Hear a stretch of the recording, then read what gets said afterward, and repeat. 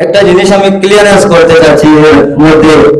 আজকের এই সভা শুধুমাত্র পঞ্চায়েত সভানেত্রীকে যারা সমর্থন করেছেন, করে পঞ্চায়েত বানিয়েছেন, সভানেত্রী বানিয়েছেন, তাদের উদ্দেশ্যে, শুধুমাত্র তাদের উদ্দেশ্যে নয়। আজকের এই সভা, আজকের এই অনুষ্ঠান এই গোবিন্দপুর গোবিন্দপুর আলগাপুর জিপির সকল সদস্যদের উদ্দেশ্যে, সকল প্রতিনিধিদের উদ্দেশ্যে আজকের এই সভার আয়োজন করা হয়েছে।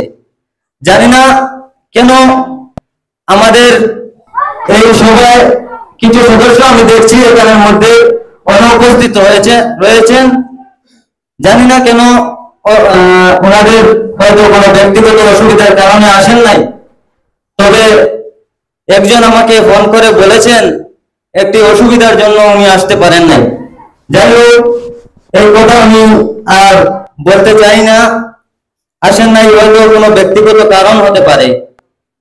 এখন একটি কথা আমি বলছি, বিগত কয়েকদিন আগে আমার একজন বন্ধুবর বড় ভাই আঞ্চলিক পঞ্চায়েতে প্রতিদ্বন্দ্বিতা করেছিলেন, কিন্তু জনতার রায় ওনার পক্ষে ছিল না। ওনার কাছে আমরা 2-3 জন মিলে একদিন সান্ত্বনা দেওয়ার জন্য গিয়েছিলাম। যখন যাই, উনি রাগের মাথায় উনি একটি কথা বলেছেন, যদি কখনো মানুষকে চিনতে হয় একবার নির্বাচনে প্রতিদ্বন্দ্বিতা করে দেখবে। আমি জানি না উনি কেন এই কথাটি বলেছেন, তবে আমি মনে করি না একজন প্রতিনিধি হওয়ার ক্ষমতা রাখে নিজের মধ্যে, সে মানুষকে চেনার জন্য প্রতিদ্বন্দ্বিতা কখনো করবে না। সেটা আমি কখনো মনে করি না। কেন মানুষকে চিনতে হলে বিভিন্ন অ্যাঙ্গলে মানুষকে চিনতে লাগে, মানুষকে জানতে হয় বিভিন্ন অ্যাঙ্গলে।